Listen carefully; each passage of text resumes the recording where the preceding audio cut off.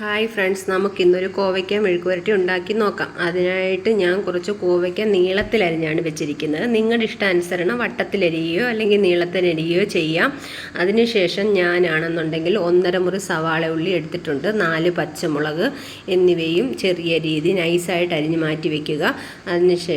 അത് കഴിഞ്ഞതിന് ശേഷം ഒരു ചീനിച്ചട്ടി അടുപ്പത്തോട്ട് വെച്ച് വെളിച്ചെണ്ണ ഒഴിച്ച് വെളിച്ചെണ്ണ ചൂടായി വരുമ്പോൾ കടുക് പൊട്ടിക്കുക.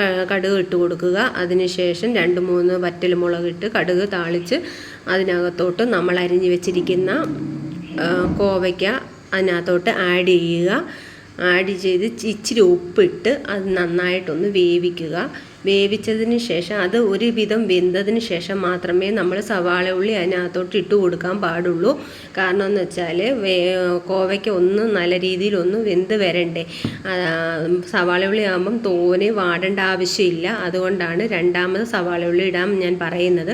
നിങ്ങളും ഈ രീതിയിലൊന്ന് ചെയ്തു നോക്കണം. കാരണം മിക്കവാറും എല്ലാവരും രണ്ടും കൂടി ഒരുമിച്ചാണ് ഇടുന്നത്. ഞാൻ ഇങ്ങനെയാണ് ചെയ്യുന്നത്. അതുകൊണ്ട് നിങ്ങളും ഒന്ന് ചെയ്ത് നോക്കണം.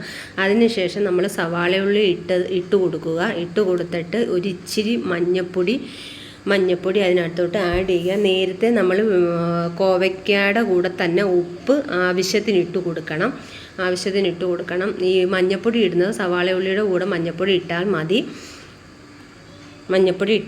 അങ്ങനെ കോവയ്ക്ക ഒരുവിധം സവാളയും കോവയ്ക്കായും കൂടെ വാടി വന്നതിന് ശേഷം ഒരു നുള്ളു മുളക് പൊടി, ഇച്ചിരി മസാലപ്പൊടി. ഞാൻ ഏത് മെഴുക്കുവരട്ടി ഉണ്ടാക്കിയാലും ഇച്ചിരി മസാലപ്പൊടി ഇടാതാവുമ്പോൾ ഒരു ടേസ്റ്റ് വരുന്നതിന് വേണ്ടിയിട്ടാണ് ഞാൻ മസാലപ്പൊടി ഇടുന്നത്.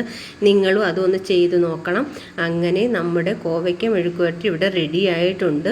നല്ല രീതിയിൽ വാടേണ്ട ആവശ്യമില്ല.